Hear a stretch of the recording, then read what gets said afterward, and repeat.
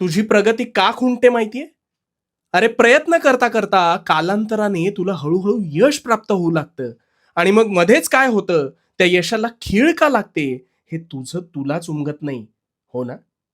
आता शांतपणे ऐक. अशी एखादी तुझ्या ऐकिवात असलेली नामवंत व्यक्ती आहे का, की ज्या व्यक्तीच्या दाम्पत्याने त्या व्यक्ती एवढा नावलौकिक मिळवलाय? नको विचार करूस. असं होणे आजवर शक्य झालेलं नाही. याला कारण म्हणजे माणूस जेव्हा अधिकाधिक कठीण प्रसंगातून जातो, तेव्हाच तो अधिक प्रयत्नशील आणि कणखर बनत जातो. अशा वेळेस बुद्धिचातुर्याच्या बळावर मेहनतीने परिस्थितीला मात देत अनेक शिखरं तो गाठतो. पण ह्या उलट परिस्थिती त्यांच्या दाम्पत्याला असते. त्यांना ह्या परिस्थितीच्या झळा टोचलेल्याच नसतात. कसं आहे, हिरा जो आहे ना, हा हिरा सदैव कठीण प्रसंगात घडत असतो.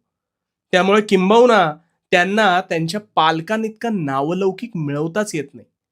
याचं कारण त्यांच्या आयुष्यात कठीण प्रसंग येतच नाहीत. आता ह्याचंच एक कारण अहंकार सुद्धा आहे. कारण जिथे धडपड संपते, तिथे पडझड सुरू होते बघ. तू सुद्धा प्रगती करत असताना मध्येच डचमळतोस.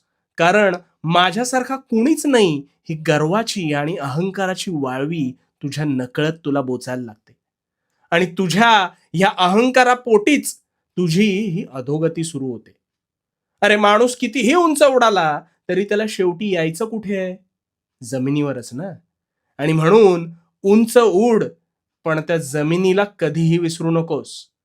कामात प्रामाणिकता आणि स्वतःवर विश्वास ठेव.